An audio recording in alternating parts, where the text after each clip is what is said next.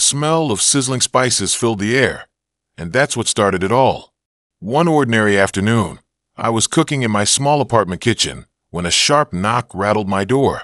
Standing there was Karen, my neighbor with a nose permanently turned up as if the world owed her something. She crossed her arms, her designer suit hugging her tightly, and said with disgust, "Your food smells awful. This isn't a restaurant, you know." At first, her words stung. I had grown up with these recipes, dishes passed down from my grandmother, who taught me to cook with love and pride. The aroma that reminded me of home and family was suddenly being labeled as bad.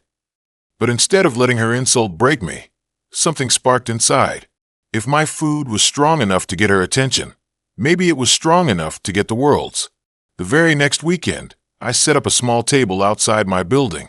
I cooked the same dish Karen complained about, spiced stew with roasted bread, and offered it to people walking by. To my surprise, they loved it. Strangers closed their eyes, savoring every bite, and one man even asked, "Do you have a restaurant?" That simple question planted a seed. Soon, I started selling food at local markets. The lines grew longer each week, people coming back not just for the taste, but for the warmth I put into every dish. Meanwhile, Karen would pass by, rolling her eyes, muttering under her breath about the smell. The more she complained, the harder I worked. Her disapproval became fuel for my fire. One evening, while I was packing up after a busy day at the market, a woman approached me. She introduced herself as a food critic from a well-known magazine. She had followed the crowd to my stand and wanted to feature me in her column. My heart skipped a beat.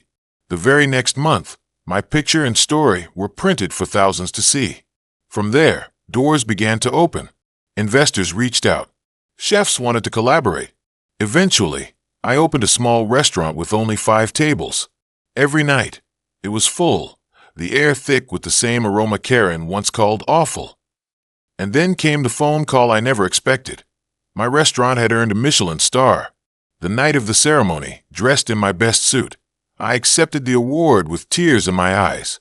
Cameras flashed, applause filled the room, and I thought of the long journey from my tiny kitchen to that stage. Outside the venue, as I held the plaque close, I saw Karen watching from across the street. Her expression was priceless, shock mixed with envy. What she once mocked had become my greatest triumph. My food didn't just smell good. It told a story, carried a culture, and won hearts.